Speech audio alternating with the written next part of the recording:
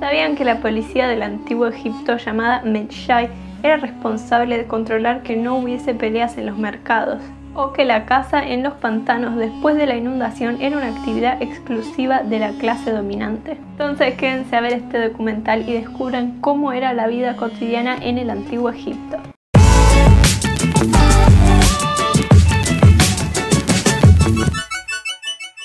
Hola a todos, bienvenidos a este primer capítulo de una serie de videos de egiptología.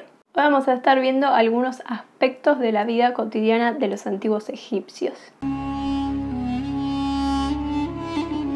Vamos a empezar viendo los trabajos agrícolas. El campesino egipcio dedicaba todo su día al campo y en otoño araba y sembraba para tener mejores resultados. Los campesinos además vigilaban diques y canales y llevaban agua al campo con sistemas como las cisternas y el shaduf.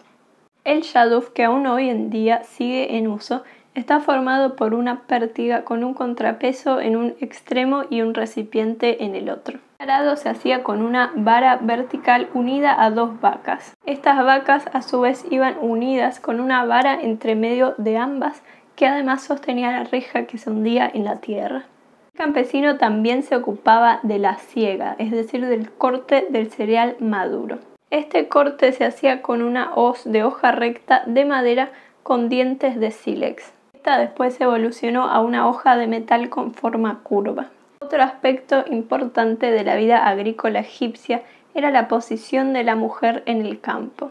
Su función era sembrar el grano y recoger las espigas segadas por los hombres. Una vez terminado el trabajo, el cereal se depositaba en ánforas, que eran vasijas de barro con formas diversas. Estas servían para guardar cereal, vino y aceite. El depósito habitual para las grandes cantidades de grano eran los silos, que tenían un agujero encima para depositar el grano y uno al costado para retirarlo cuando fuese necesario. Los cultivos más habituales eran el lino y los cereales. Los cereales eran mayormente cosechados en invierno y unos pocos en verano. Pero la vida no era así de fácil, ya que los campos eran propiedad del Estado y los campesinos debían sí o sí aportar una cantidad determinada de grano que era contada por los escribas, y si no hacían esto eran castigados con azotes. Ahora vamos a ver cómo era la vida en el mercado. El mercado egipcio era una compraventa basada en el método de trueque de especies valoradas según necesidad, lo que quiere decir que solo se vendían los excedentes. La conservación y transporte de mercancías se hacían en recipientes de cerámica de color rosa grisáceo o negro. Las vasijas de color rosado estaban hechas de caliza con esquistos o magra, y las negras estaban hechas de limo. Ambas solían ir colocadas sobre la cabeza. En los mercados siempre había un representante de la autoridad o policía que era llamado Medjay. Este Medjay controlaba el orden y funcionamiento de las transacciones. Durante el Imperio Antiguo, en el 2700 a.C., coexistían el trueque y el patrón monetario. Las monedas más importantes eran primero la de plata, luego la de oro y por último la de cobre. La moneda de cómputo era el shat, formada por 7,5 gramos de oro. Sin embargo, en la dinastía 18 surge el deben, que estaba formado por 91 gramos de oro.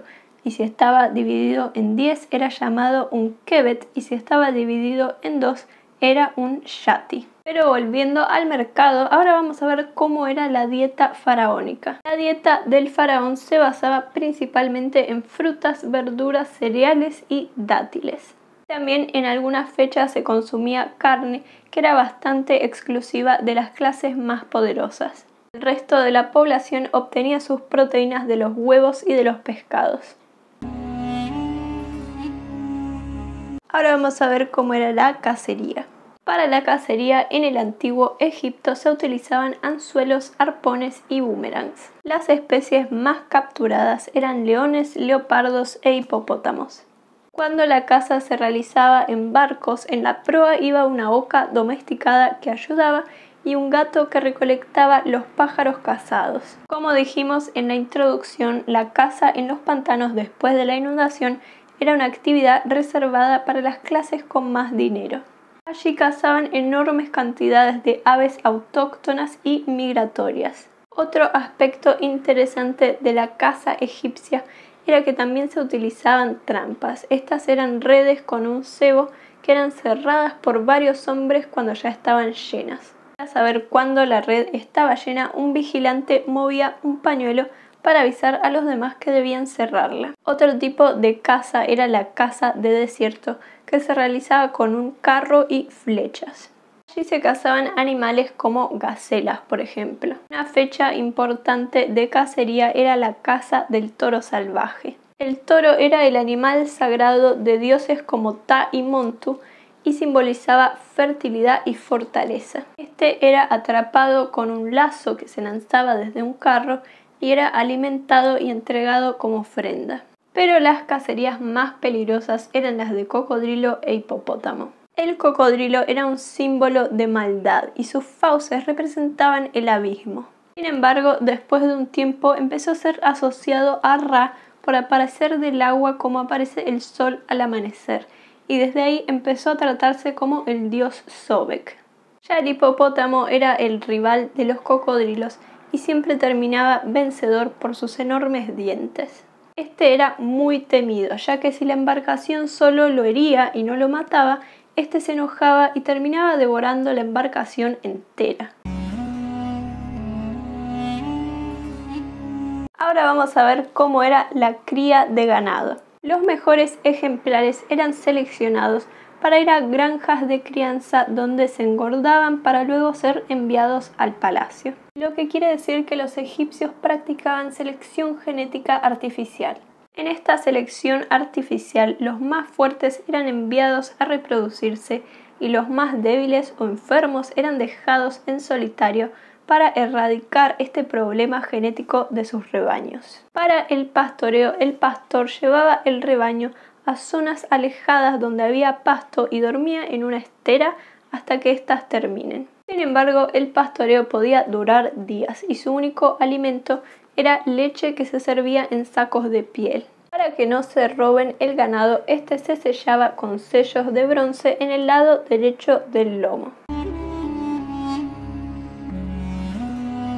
Ahora vamos a ver cómo era la fabricación de cerveza. La cerveza era la única bebida que existía en el antiguo Egipto y esta era elaborada con granos de cebada, de trigo o pan duro y un agregado de especias o dátiles. El proceso tenía los siguientes pasos. Primero se dejaban los granos en remojo durante un día. Luego estos se escurrían, se secaban y se volvían a remojar. Luego se molían y se dejaban fermentar. Por último se filtraban y se colaban para finalmente servirla.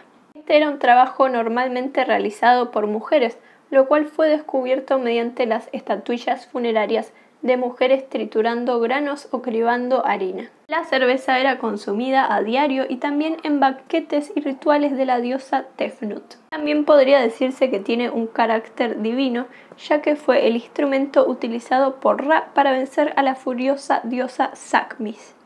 El mito de Sakmis decía que un día esta estaba furiosa y quería devorar a todos los seres humanos. Para evitar esto, Ra llenó el Nilo de cerveza rojiza y la hizo pensar que era sangre.